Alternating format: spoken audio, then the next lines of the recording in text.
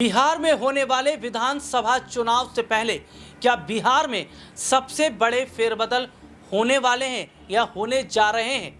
और क्या अब जल्द ही नीतीश कुमार के खिलाफ भी ईडी सीबीआई बैठेगी? क्या नीतीश को भी आने वाले वक्त में ईडी और सीबीआई के चक्कर काटने पड़ेंगे? और आखिरकार क्यों अब बीजेपी नीतीश को समेटने के मूड में है? और आखिरकार कैसे भारतीय जनता पार्टी के जो बड़े चेहरे हैं यानी कि बीजेपी जो आला कमान है, अमित शाह, नड्डा, प्रधानमंत्री नरेंद्र मोदी, ये नीतीश को बुरा फंसा चुके हैं। और नीतीश अगर बगावत करेंगे तो उन्हें जेल भी जाना पड़ेगा। और कैसे नीतीश कुमार ने एक अलग ही जंग छेड़ दी है। दरअसल अपने दर्शकों को यहाँ पर जो मैं बता रहा हूँ उसको जरा ध्यान से सुनिएगा। वो ये है कि नीतीश कुमार इन दिनों जिस तरीके से हरकत कर रहे हैं या नीतीश कुमार के आए दिन जो वीडियो सामने आ रहे हैं, अभी हाल ही में क्या देखने को मिलता है कि एक मंच पर जहां सम्राट चौधरी जो बिहार के डिप्टी सीएम है वो मौजूद थे, एक मंच पर उसी मंच पर गृह मंत्री अमित शाह भी मौजूद थे, और जो पुरस्कार जो अवार्ड बांटे जा रहे थे उसमें नीतीश भी मौजूद थे। और नीतीश कुमार ने जिस तरीके से जब एक महिला को पुरस्कार देने के लिए बुलाया जाता है, वो महिला एक एजेड भी है, उस महिला को जब बुलाया जाता है पुरस्कार देने के लिए तो नीतीश क्या करते हैं, उसका हाथ पकड़कर अपनी तरफ खींच लेते हैं, उसके कंधे पर अपना हाथ रख लेते हैं, उसको अपनी तरफ लेके आते हैं। ये सब अमित शाह देख रहे थे, सम्राट चौधरी देख रहे थे। उन्होंने हालांकि नीतीश का हाथ पकड़ा कि ऐसा मत कीजिए, शाह ने भी मना किया, लेकिन नीतीश कहाँ मानने वाले हैं। और विपक्ष को बैठे बिठाए मौका मिल गया।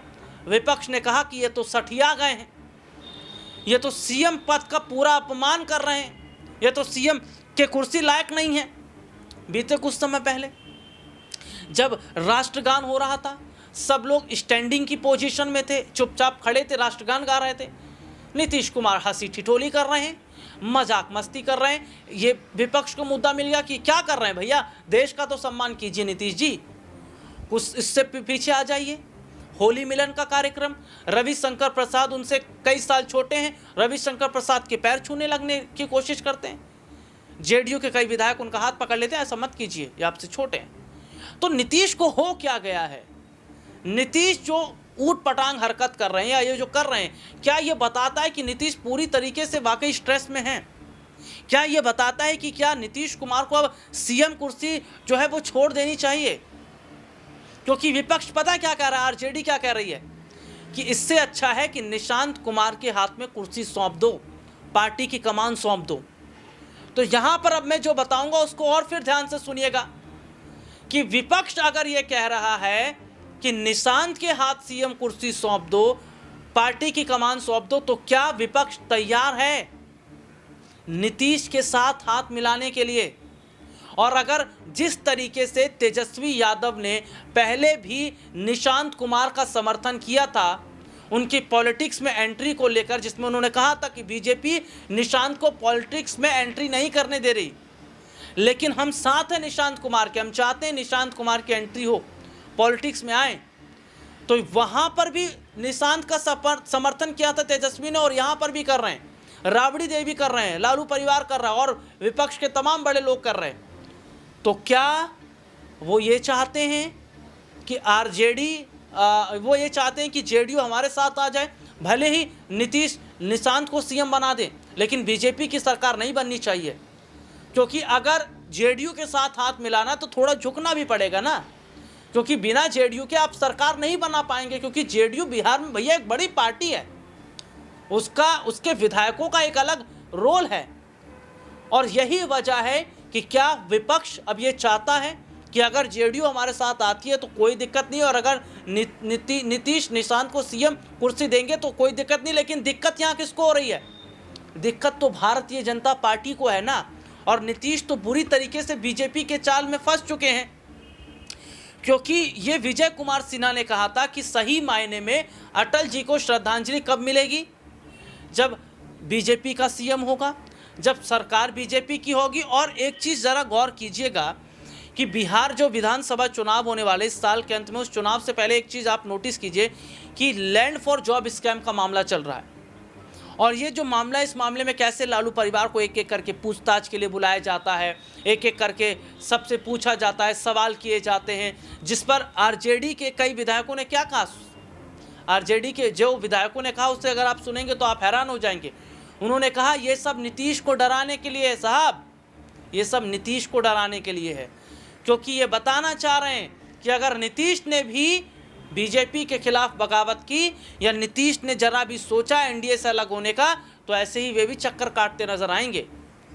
और ये बात बिल्कुल हकीकत है, क्योंकि इस बार वो खेल नहीं होगा लुका छुपी वाला कि मन भर गया अब आरजेडी की तरफ, अब वहाँ सरकार बनाएंगे। अब ऐसा नहीं है, बीजेपी इस बार सख्ती के मूड में है। अगर शिंदे को सीएम कुर्सी से हटाकर नीचे फेंक सकती है, अगर देवेंद्र फडणवीस को सीएम बना सकती है, अजीत पवार की एंट्री के बाद उन पे जो मुकदमे चल रहे थे वे खत्म हो सकते हैं, तो नीतीश पे जो मुकदमे नहीं है या नीतीश पर जो आरोप नहीं है वो आरोप अब सिद्ध साबित हो जाएंगे। क्योंकि यहाँ पर देखिए बहुत सारे ऐसे जो लोग हैं वो ये कहते हैं कि बीजेपी भी कहती है कि नीतीश बहुत ईमानदार हैं, नीतीश पे कोई दाग नहीं है। लेकिन वाकई क्या ऐसा है? जो मैं बताऊंगा उसको और सुनिए फिर। नीतीश कुमार के शासनकाल में क्या बिहार के अंदर कई पुल नहीं गिरे हैं? नीतीश कुमार के शासनकाल में ही क्या बिहार में वाकई मोकामा जैसी घटना नहीं हुई? क्या बिहार में नीतीश कुमार के शासनकाल में पुलिस कर्मियों के साथ में जो हुआ या जिस तरीके से पुलिस कर्मियों पर आए दिन हमले हो रहे, क्या ये नीतीश की सरकार में नहीं हो रहा? और सबसे बड़ी बात ये भी देखी जा रही है कि बिहार के अंदर लगातार जिस तरीके से देखा जा रहा है कि जंगल राज जैसी जो स्थिति नज़र आ रही है, ये क्या नीतीश की सरकार में नहीं हो रहा? अगर पुल गिरा तो क्यों गिरा? बिना नीतीश कुमार के इजाज़त के तो टेंडर वगैरह नहीं भरा गया होगा, और उनके अपने ही तो मंत्री होंगे, उनके अपने ही तो विधायक होंगे, तो इसमें कहीं ना कहीं तो झोल तो है। तो ये तमाम मामले ऐसे हैं जिसमें नीतीश अब फंसेंगे, और नीतीश की फाइलें भी बीजेपी ने चुपचाप रखी हैं। इधर नीतीश आरजेडी की तरफ, उधर फाइलें खुलना शुरू। तो ये माना जा रहा है कि अगर नीतीश ये सोच रहे हैं कि वो ठीक है, वो ये बात मान भी रहे हैं कि उन्हें सीएम अब नहीं बनना या सीएम कुर्सी के वो लायक नहीं है, लेकिन अपने बेटे को वो बना के जाएंगे सीएम, लेकिन वो ऐसा भी नहीं कर पाएंगे क्योंकि बीजेपी इस बार सख्ती के मूड में है। और माना जा रहा है कि बीजेपी तो ये चाह रही है, क्योंकि बीजेपी का क्या प्लान है? देखिए, नीतीश कैबिनेट में बड़े बदलाव हो जाते हैं, 7 बड़े चेहरों को जगह मिलती है। वो 7 चेहरे कौन थे? बीजेपी के ही तो हैं, और वो अलग अलग जाति से आते हैं। कोई कुर्मी है, कोई कुशवाहा है, कोई दलित है, कोई ब्राह्मण है, कोई ठाकुर है।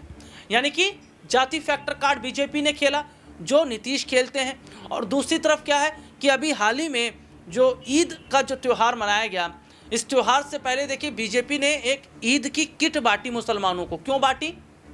क्योंकि वो मुसलमानों को अपने साथ मिलाने की बात कर रही है, यानी कि मुसलमानों का वो समर्थन ले रही है। तो यहाँ पर एक चीज़ ये देखी जा रही है कि बीजेपी लगातार बिहार में अपना ग्राफ बढ़ा रही है और जेडीयू का ग्राफ घटा रही है। अमित शाह जाते हैं तो करोड़ों की सौगात देकर आते हैं, प्रोजेक्ट शुरू करने की बात करते हैं। पीएम मोदी भागलपुर जाते हैं तो वो कई करोड़ों की सौगात देने की बात करते हैं। तो ये सब ऐसे थोड़ी हो रहा है। वो ये चाह रही है बीजेपी कि जेडीयू की सीटें कम होती चली जाएं। वो तो बीजेपी चाह रही है कि नीतीश कुमार की छवि लगातार खराब हो, नीतीश कुमार की जो पार्टी है वो 5वें 6ठे पायदान पर आ जाए और बीजेपी पहले पायदान पर आ जाए। ज़्यादा सीट अगर बीजेपी की रहेगी, उसके विधायक ज़्यादा रहेंगे, तो सीएम भी फिर रहेगा उन्हीं का, तब तो नीतीश कुछ ना कर पाएंगे। और जिस तरीके से नीतीश अपने आप ही अपने पैरों पर कुल्हाड़ी मार रहे हैं, जो हरकतें कर रहे हैं, इसे कहते हैं विनाशकाली विपरीत बुद्धि। एक तो आपके हालात ठीक नहीं है, ऊपर से उठपटांग हरकत कर रहे हैं। और सबसे बड़ी बात है कि भैया आरजेडी एक जाने का रास्ता है आपका, और आरजेडी बार बार ऑफर देती है, उसी आरजेडी पर तमाम तरीके के तंज भी कस देते हैं नीतीश। तो अगर आरजेडी ने दरवाज़ा बंद किया तो नीतीश के फिर गुल है बत्ती, फिर बिहार में रोल नहीं रह जाएगा, क्योंकि तब तक है जब तक आरजेडी के दरवाजे खुलें। तो वैसे में माना जा रहा है कि आरजेडी भी अपना अगर दरवाज़ा बंद कर देगी तो भैया नीतीश जाएंगे कहाँ, क्योंकि बीजेपी से लड़ पाना आसान नहीं है। और अब ये माना जा रहा है कि नीतीश इस बात को समझ गए कि जल्द से जल्द वो पार्टी की जो कमान है वे निशांत को सौंपें और सीएम कुर्सी पे निशांत को सौंपने की बात कर रहे हैं। हालांकि देखिए विपक्ष तैयार है, विपक्ष ये चाह रहा है कि सरकार एनडीए की ना बने और अगर ज़रूरत हमें पड़ रही है तो हम झुकने के लिए तैयार हैं, आप निशांत को सीएम बनाइए, हमारा समर्थन है। तो क्या अब विपक्ष के साथ अगर हाथ मिलाएंगे नीतीश, तो देखिए एक तरफ कुआं एक तरफ खाई है, यानी कि इधर गए उधर फाइल खुलनी शुरू, जांच शुरू हो, और यहीं रहेंगे तो जेडीयू खत्म। तो करें तो क्या करें नीतीश। लेकिन ऐसे में माना जा रहा है कि क्या डर के साए में रहेंगे नीतीश, या नीतीश अगर विपक्ष के साथ हाथ मिला लेंगे तो चलिए देखते हैं ईडी सीबीआई बैठेगी तो बैठेगी। तो क्या बिहार का माहौल है और क्या स्थिति रहेगी, इस पर तो हम अपने दर्शकों को ज़रूर बताएंगे। लेकिन इस वक्त चेक एंड मेट की जो पोजीशन हो गई है और नीतीश के लिए एक तरफ कुआं एक तरफ खाई हो गया है, ये क्या नीतीश ने अपने लिए ही चीज़ें पैदा की हैं? और अगर नीतीश ये हरकत नहीं करते इस तरीके की जो वो कर रहे हैं, या नीतीश बीजेपी की चाल को पहले समझ गए होते, वक्त से पहले आरजेडी की तरफ चले जाते, तो क्या बीजेपी वाकई पूरी तरीके से बिहार में सिमट जाती? इस मुद्दे पर आपकी क्या राय है, कमेंट करके ज़रूर बताएं। फिलहाल आज के इस प्रोग्राम में इतना ही, आपसे फिर दोबारा मुलाकात होगी, तब तक के लिए इजाज़त दीजिए।